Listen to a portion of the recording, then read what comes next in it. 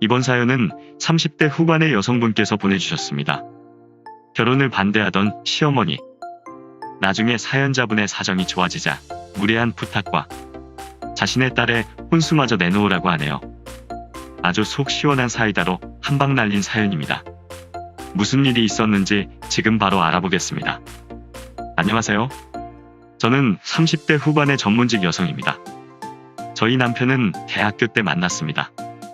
남편은 대학을 나와 평범하게 회사 생활을 시작했고 저는 공부를 계속해서 고시를 치렀습니다. 고시를 치며 몇 번의 낙방의 고배도 마셨고요.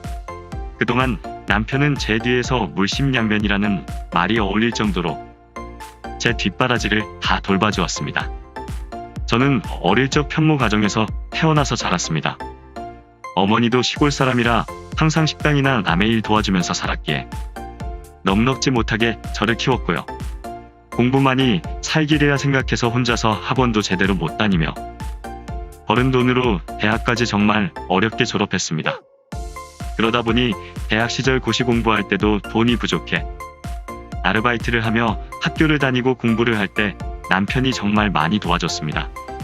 그때를 생각하면 남편이 없었다면 지금의 저도 없었다고 생각했고 전문직이 된 이후에 수많은 유혹이나 혼처에도 불구하고 저희는 단 한 번도 흔들림 없이 사랑하는 남편과 결혼을 했습니다. 하지만 남편과 저의 관계는 의심할 여지가 없지만 시어머니와 저의 사이는 문제가 많았습니다.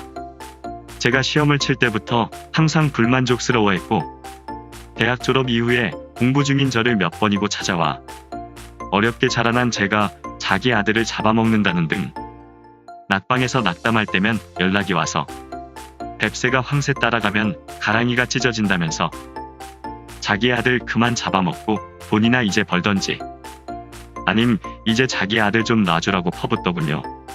물론 자기 아들을 위한 말이었겠지만 그 당시 너무나도 힘들던 저에게는 정말 죽으라는 말과 같았습니다. 제가 시험에 합격을 하고 연수원에 있을 때부터는 갑자기 둘도 없는 시부모 행세를 하면서 온갖 곳에 결혼도 안 한 저를 며느리라고 소개하고 다니면서 생색이란 생색은 다 내고 다닌 것도 알았습니다. 그래도 남편의 어머니라 정말 참고 또 참고 결혼했습니다. 근데 결혼을 하고 나서는 더 가관입니다. 착한 시부모 행세는 밖에서만 하지 실제로 명절 같을 때는 시어머니 행세 제대로 합니다. 항상 명절마다 자기네부터 꼭 들리라고 합니다. 시골에 있는 저희 어머니 시댁 다녀오느라 가도 얼마 못 있을 때도 많았어요. 게다가 돈도 잘 버니 이 정도는 해야 되지 않겠냐며 노골적으로 용돈이나 가지고 싶어하는 선물들 이야기를 합니다. 저희 남편 제 월급의 3분의 1도 안 됩니다.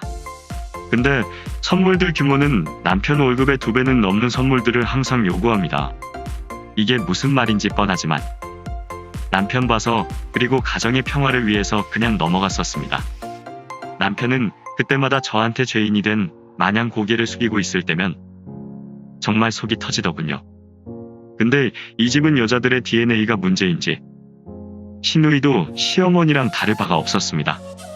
알려준 적도 없는데 어디서 전화와서 여기 전화하면 공짜로 상담해준다고 시누이 이름을 들먹이던 사람들 전화만 몇 통을 개인 전화로 받았는지도 모릅니다.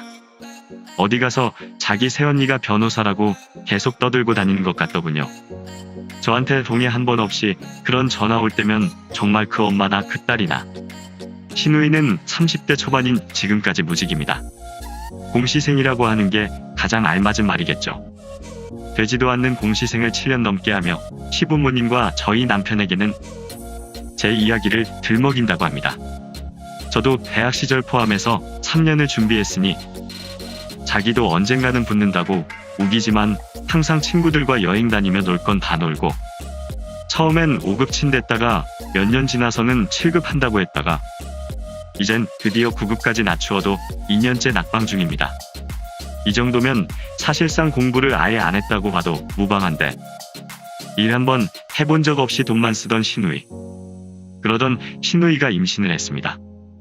2살 연하의 같은 공시생의 남자를 만났다고 하네요.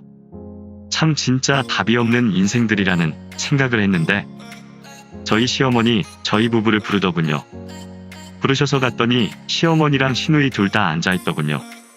남자도 공시생이고 돈이 없고 자기 딸도 돈이 없어서 그런데 결혼자금 좀 도와줄 수 없냐고요. 정말 황당하고 당황스러웠지만 어머니께 용돈 드리는 수준을 생각하고 일단 얼마나 필요하시냐고 물어봤습니다. 아니나 다를까 시어머니 얼굴에 미소로 번지며 이 순간을 기다렸다는 듯이 주머니에서 메모장을 꺼내서 말하는데 대충 그냥 예단비랑 식비랑 전세자금까지 해서 가격이 그냥 외제차 한 대 값을 적어놨더군요. 내용 꼬락서니를 보니 자기 딸 결혼식인데 모든 비용 저희 보고 내라는 소리더군요. 저희 남편 보자마자 소리 지르며 난리칩니다. 적당히 좀 하라고 이걸 왜 저희가 내냐고요. 시어머니가 저보고 그러더군요. 아가 너도 그리 생각하니? 그 말 듣자 저랑 남편 결혼할 때 잘 나가던 시아버지 사업 기울어서 돈 없다고 집은커녕 저희 대출 끼고 남편 모은 돈이랑 해서 전세 들어갔습니다. 그러고도 돈은 전부 다 자기 딸 공부시킨다고 쓴 돈만 한두 푼이 아니었습니다. 물론 그 돈 탐낼 정도로 저희가 벌이가 낮지 않았기에 여태껏 별말이 없었지만 이건 정말 아닌 것 같았습니다. 제가 못하겠다고 하자 그때부터 시어머니의 막말이 시작되었습니다. 어디서 근본도 모르는 년이 들어와서 어른에 대한 공경을 모른다는 등 돈 좀 버니깐 눈에 보이는 게 없다면서 순진한 자기 아들을 꼬드겨서 이렇게 어미도 몰라보게 망쳐놨다는 등 온갖 막막을 퍼붓더군요. 한참을 듣다가 저는 남편을 바라보며 조용히 말했습니다. 우리 이혼하자. 제 말 한마디에 다들 얼어붙더군요. 여태까지 시어머니 제가 남편 때문에 참는 거 다 알고 있었거든요.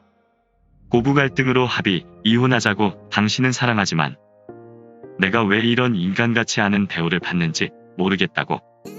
이 사람들 내 이름 팔아서 하고 다니는 짓도 당신 때문에 다 참았다고. 이 정도면 난 정말 할 만큼 다 했으니깐 이혼하자고 했습니다. 그리고 시어머니와 시누이 보고 제가 두 번 다시 이 집에 발들 일 없을 것이고 시어머님 시누이 때문에 잘난 아들이랑 헤어지는 거라고. 또한 이 시간 이후로 한 번만 더 제 이름 팔고 다니면 이제 단남이니 시어머니도 아니고 시누이도 아니니 앞으로 저한테 가영씨라고 존중 써서 말하라고. 법정에서 저 볼 거 아니면 조심하시라고 하고 정말 울분을 토해내듯이 말하고 그대로 자리를 박차고 나왔습니다.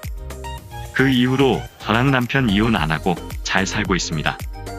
시댁번호 또한 모두 다 차단해놨고요. 며칠 후 남편한테는 이렇게 말했습니다. 저한테 찾아오거나 연락하면 이혼장 바로 접수한다고 그랬다고.